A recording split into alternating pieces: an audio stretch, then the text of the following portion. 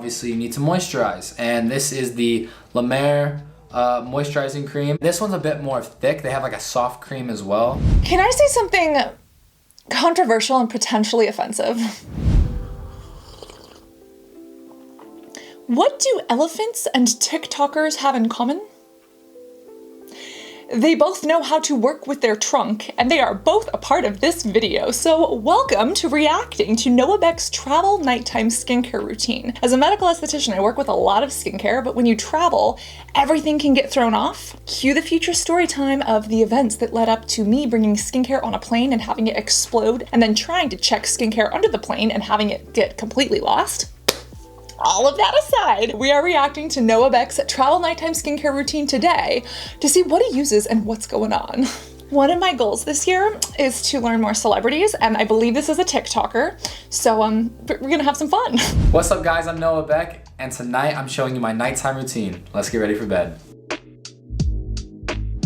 I will say, I know that TikTokers normally have really good ring lights. This does look super glowy. I don't know if it's his skin or if he just knows how to use lighting because it's a part of his job as a TikTok. Is that his job, being a TikToker?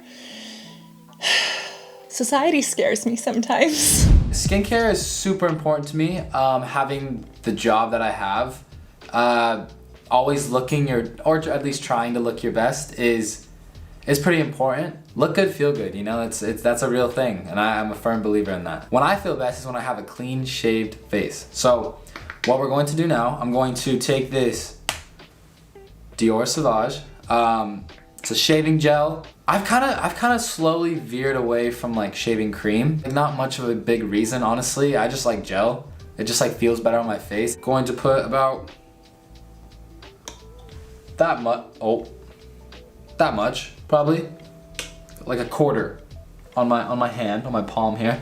Rub it in, and I'm going to take it and I'm going to rub it on the places I'm going to shave, which is my cheek, my chin, my under chin. And like, yeah, probably watching this, you're probably like, what are you shaving? There's not anything. There is, trust me. There's like little, I got little stubble. I like a clean shaved face. Oh boy, from Dior to the TikTok being a job, let's speak about it. There's a lot that people don't know about the influencer world. For example, that yes, it actually takes a lot of hard work to create TikToks and to create social content, and how someone has to be constantly on display or constantly ridiculed. But at the same time, a lot of people don't realize how things work behind the scenes, how it's easy to find a manager, but difficult to find a good manager. How the influencer brand trips are not all what they seem, and there is so much that goes on behind the scenes that honestly gets hidden. How many insecurities run rampant in influencer culture, but also how many opportunities there are to make money ethically, but also to exploit fame or influence to make money.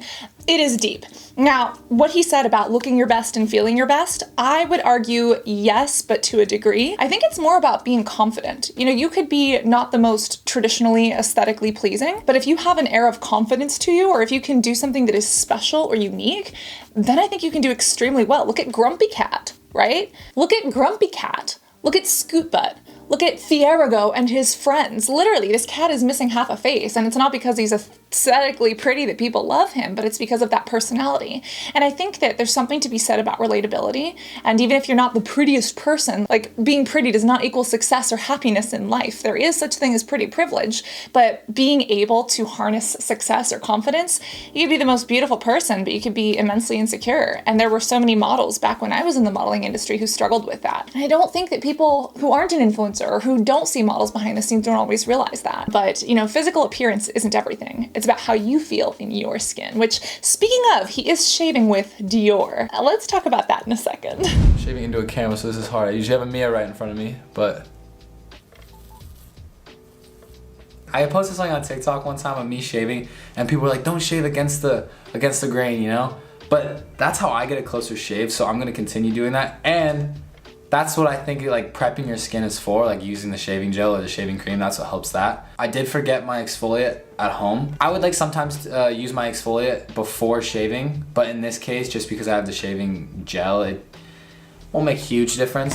Ooh, exfoliating before shaving. If his skin can handle that, then more power to you. But I don't think a lot of people realize that shaving is an act of exfoliation. Literally, people who shave every single day, that is literally exfoliating the face every single day. And a lot of people are like, oh, men have such smooth skin. It's because they exfoliate every day. Doing an exfoliant on top of shaving, is it chemical or is it physical? That's what I would want to know. And against or with the grain, it does depend. One isn't necessarily better than the other. It depends on if you struggle with ingrowns. If you have ingrowns, you might want to shave with the grain. You obviously don't want to shave over acne. I also noticed that he has a couple moles. You want to make sure that none of them are growing atypical. Look for your ABCDEs of that mole to make sure it's not changing. And then if it's like raised, make sure you're not like shaving it off or anything. But overall, technique looks good. We didn't nick the Adam's apple or anything. And as long as he's getting a shave that he likes and then putting sunscreen on during the day, then we are happy. Now, when it comes to the shaving cream, this is Dior. It sounds like he shared this routine on TikTok. I shared a video about luxury brands on TikTok, and boy, did we piss off a lot of people with the help of social psychology. Speaking about how flashy designer brands are not targeted to rich people. They are targeted to the middle class people who want to look rich. And when we actually look at quality, what makes something luxury? What makes something worth it, right? It's an amalgamation of different things. It's heritage, it's prestige, it's the actual quality of the product.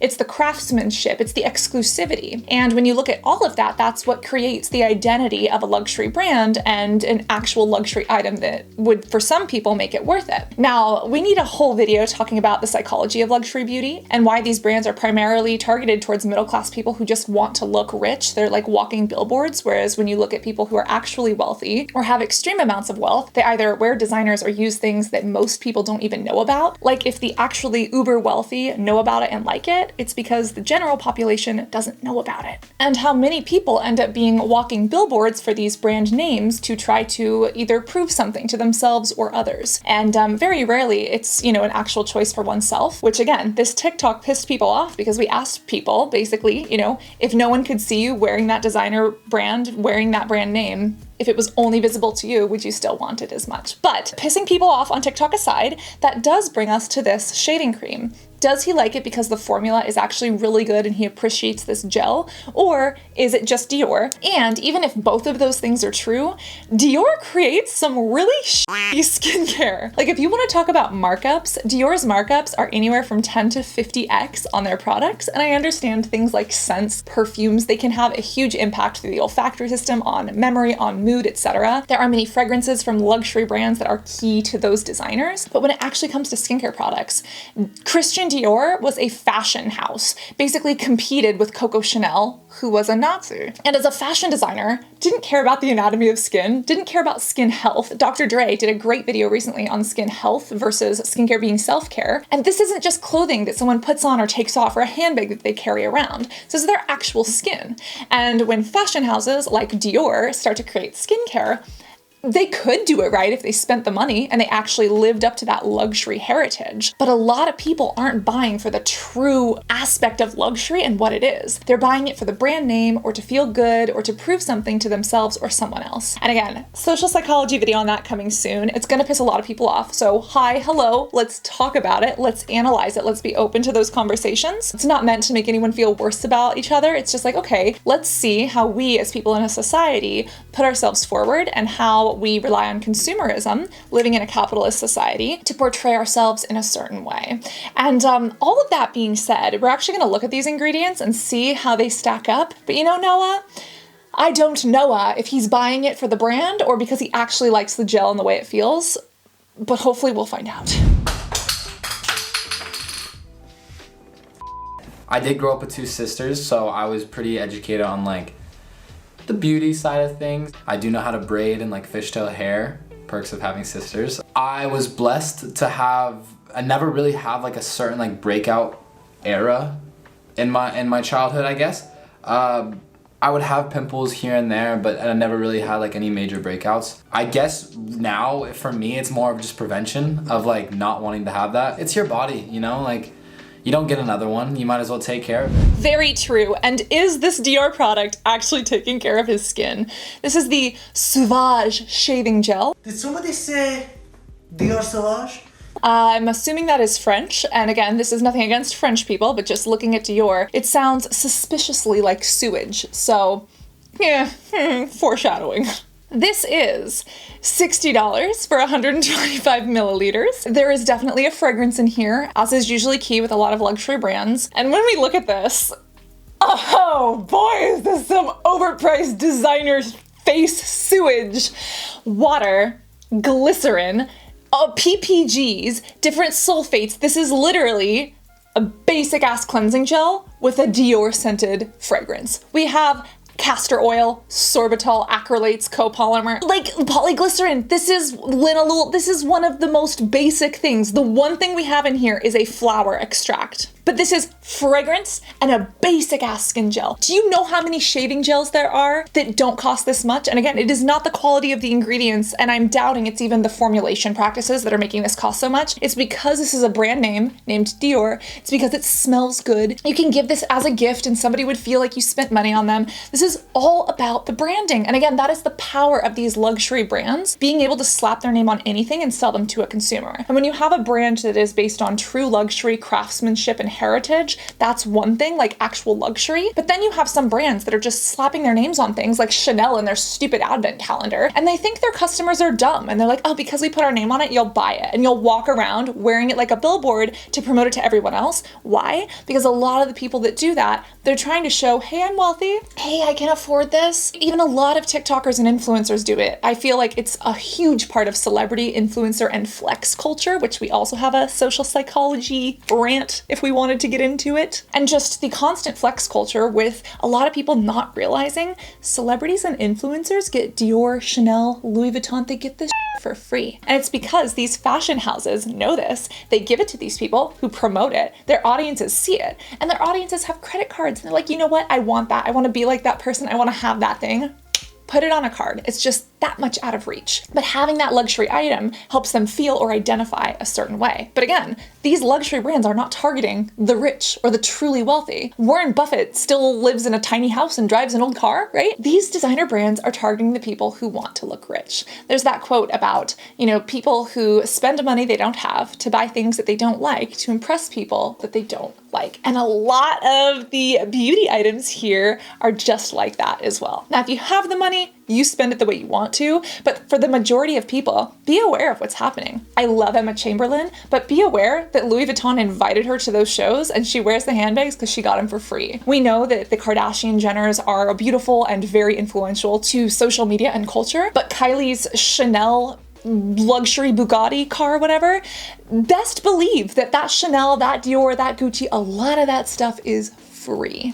So, yeah, I mean, some of them I think do have to pay taxes on it. Fun fact, did you know that influencers and celebrities have to pay taxes on the things that they get for free if they're gifts over a certain amount? Fun fact. Ask a tax person, not me, but it is fascinating. And all of this happens behind the scenes, which the general population doesn't see. And they spend their money on $60 face sewage. A lot of people also don't know that a lot of these brands sponsor influencers and they go undisclosed because new influencers or new celebrities don't know the FTC rules and guidelines behind these things. And that is pretty scary. It is kind of the Wild West. There's a lot of very confusing legal jargon around it, so I get that it's complicated, but a lot of these brands really skirt the rules and they use third-party companies to actually get products and money into influencers' hands to promote, and celebrities. It is very interesting. And speaking of sponsorships, this video is #not sponsored by elephants. Did you know that elephants can eat anywhere from 100 to 1,000 pounds of trees and leaves and food in one day? Did you know that elephants purr just like cats do as a means of communication, and that elephants actually protect themselves from the sun? Yes, our elephante friends like to throw mud and dirt on their backs to actually protect them from the sun's rays. You could argue that that is the original form of sunscreen. Mineral sunscreen at that. Elephants also have beautiful eyelashes, and some of them are endangered. There's only about 40,000 to 50,000 left in the wild, and we do need to protect them. So if you want to donate to an elephant conservatory, go for it. If you want to purchase something that has a little elephant on it and maybe also gives back, then go for it. If you want to learn from my past mistakes, don't go pay to hang out with elephants because often they are treated cruelly and abused. If you ever want to see an elephant, actually volunteer at a research or some sort of sanctuary so that you can actually help instead instead of contribute to the abuse of these animals, because it does happen. And for God's sake, don't purchase elephant tusks or any jewelry or artifact made of them. So send some good vibes to an elephant today and do your best to either make a positive donation or just spread the word to make sure that other people don't continue to exploit these beautiful creatures. And take a look at them. Watch an elephant documentary. Learn about their eyelashes and their DIY SPF habits, because these creatures are truly phenomenal. But you know what? That's not what this video is about. Back to Noah. Noah's Ark had elephants.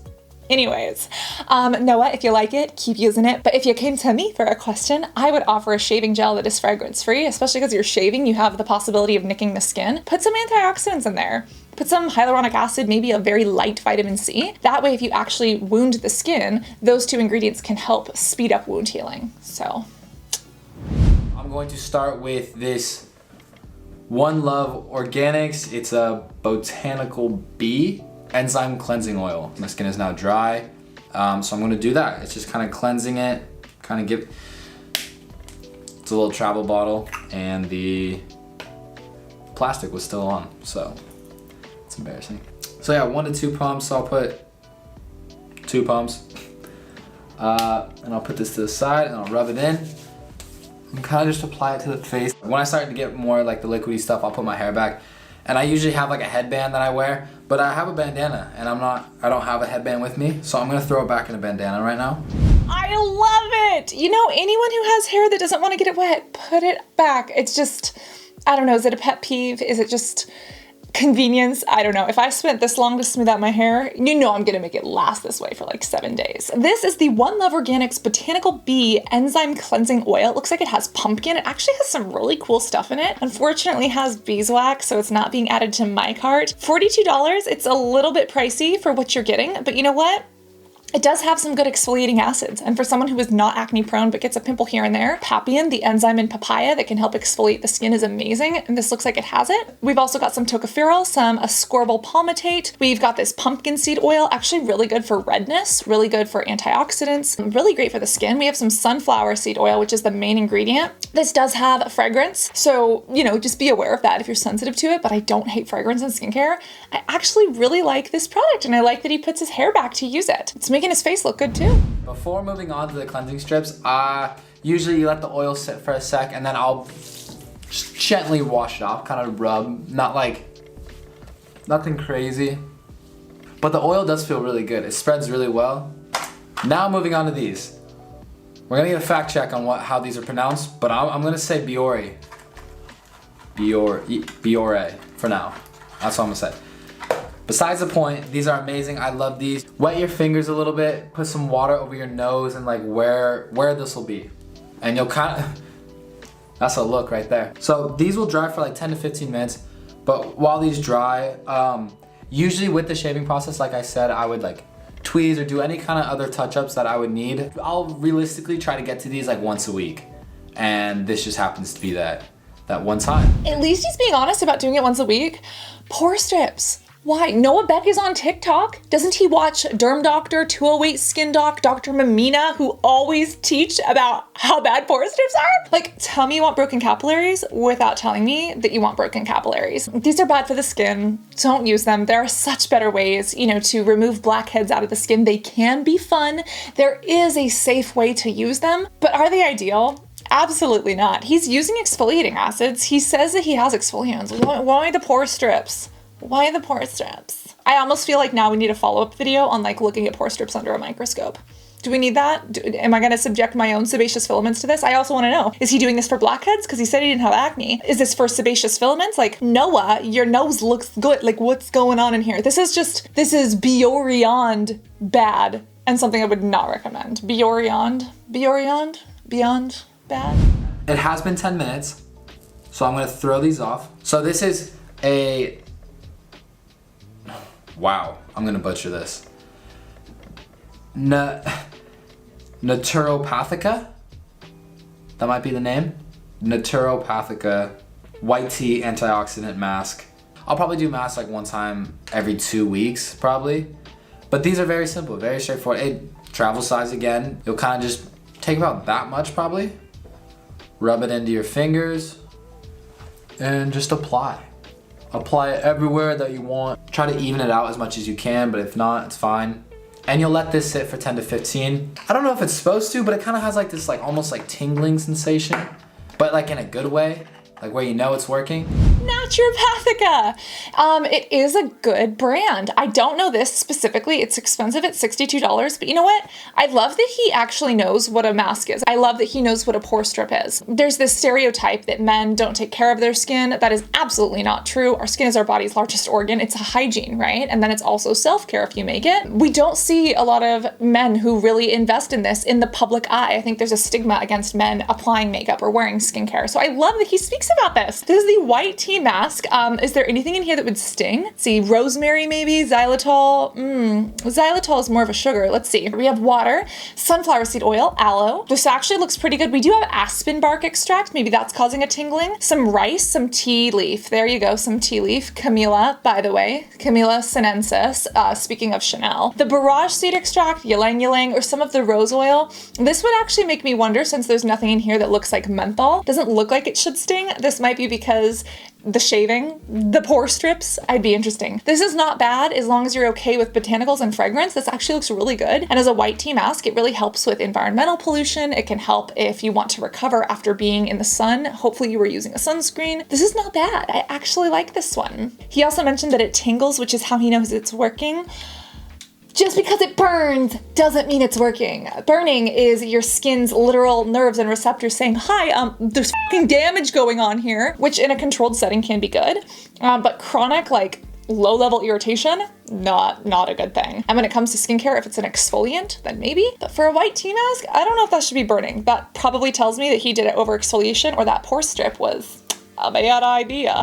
I do wear makeup sometimes. Occasionally for sets, events, shoots, whatever it may be. That is when you need to take care of your skin most, because that's what I've realized I've broken out just in like a little pimple here or there. When you wear makeup, definitely take care of your skin, wipe it off before you go to bed. My girlfriend also has a problem with that. So Dixie, if you're watching this, yeah, like take off. And I usually like force her to take it off because like obviously growing up with two sisters, they were very on top of taking care of their skin after they wore makeup. All right, guys, so it has been 12 minutes or so. Perfect time to take off the mask. I knew he was a TikToker, but I did not know that he was dating Dixie D'Amelio. Has Dixie ever done a skincare routine? Can we react to it? We've reacted to Addison Rae's skincare routine. Why do I think of Addison Rae when I think of Noah Beck? I must be confused. I don't know TikTokers that well, but I know who the D'Amelio sisters are, and apparently I knowed who Noah Beck was. So, I mean, pats on the shoulder, Cassandra, like learning pop culture and shit. Very proud. Now I will move on to my Mar Treatment Lotion. It kind of gives you that like glow that I was talking about earlier. I usually do this on dry skin and just add a little bit more and you'll rub it in. And this is the Dior Serum. This stuff is amazing. It's like heaven to my skin. Pump like 2 or 3. I'll do 2 today because why not? 2, this stuff spreads amazingly. You'll kind of just get it everywhere. We're approaching the final steps. Both of these are 2 of the most expensive, overpriced, and unmerited skincare lines on the market. And again, if you're applying your skincare just to feel good, just to spend money because you want to, go for it. But if you're actually trying to care for your skin, to treat your skin, God forbid, actually prevent conditions from flaring up or just have good skin hygiene, these are not it. This La Mer product is $160. This has so many freaking ingredients, a lot of which are lime, eucalyptus, a whole bunch of BS, perfume. They're saying that it's a revitalizing ferment from marine algae. Marine algae is good, but get it from Biossance and literally save yourself $100. They say it has this miracle broth from sea kelp. Yeah, basically Estee Lauder, who owns La Mer, had to use like a psychic medium to speak to a dead physicist who used to eat his own cream and like rub it in people's eyes at celebrity dinners in Beverly Hills. And that's how they, got the miracle broth elixir magic. They basically shine lights and play music to like random ocean water. And that makes this. Obviously, it's not something I'm spending my money on. We probably need more research into the physics of light and sound therapy for dead skincare. I like that this has caffeine in it, but it is not going anywhere near my face. And I'm sorry that Noah Beck is using it. I bet you You got it for free. I am almost guaranteeing. I'm really glad it seems to work for him and his face looks good, but yeah, no. Then we have the Dior Super Capsule, as in it's going to encapsulate your money and drain it from your wallet. I'm sure he has the money for it, but geez Louise. This is an $85 intense serum. Let's see if the ingredients back it up. It looks like this is an anti-aging one. Actually, I do like to see niacinamide in this one, but similar to all of the other Dior products, it's a bunch of fragrance and basic ingredients. If you want a really good niacinamide-based product, aka vitamin B3, use any of these. They'll arguably be more potent and better for you, less fragranced, and way less expensive than this. We got some polysaccharides, some sugars, and then we got some sodium hyaluronate, boron nitride. Yeah, there's a couple good things in here. Best of what we've seen as far as the luxury stuff in this routine goes, but the answer is abso-frickin-lutely not. And it's $150 for 75 milliliters. Why? Super potent serum? Yeah, right, it's vitamin B. Stop. This stuff is a must as well. Obviously, you need to moisturize, and this is the La Mer moisturizing cream. This one's a bit more thick. They have like a soft cream as well, and a few more, like a matte lotion, I guess. But all I need for this one is about like a dime, nickel maybe. This stuff needs to be rubbed in, kind of like exercise it a little, and then you'll put it on and it feels amazing. Get that in everywhere. Moisturizer is very important. You don't want that dry skin. Can I say something controversial and potentially offensive? Oh, I mean, it's my YouTube channel, so hell yeah, why not? I am so sick of rich teenagers spreading money on their face and brands exploiting this, knowing that their customers have no fucking clue what's in the products and just raking in the cash and contributing to the massive amounts of consumerism and debt and insecurity and anxiety that comes along with it. Like, I am just so sick of this from the luxury beauty market. Oh my God. So this La Mer moisturizing cream, a lot of people love it. And you know what it is? Petrolatum, your Vaseline, your Salimo jelly, your CVS petroleum. That is literally what this is. Yes, it also has some seaweed in it. Literally, it's Nivea plus seaweed. And how is this travel friendly? $360 for 60 milliliters. If you get the mini size, I guess it's half an ounce for literally 95, add, 7 something in tax and you still over $100. I love that Noah's moisturizing. Let's focus on the positive here. Outside of the bull that La Mer likes to push.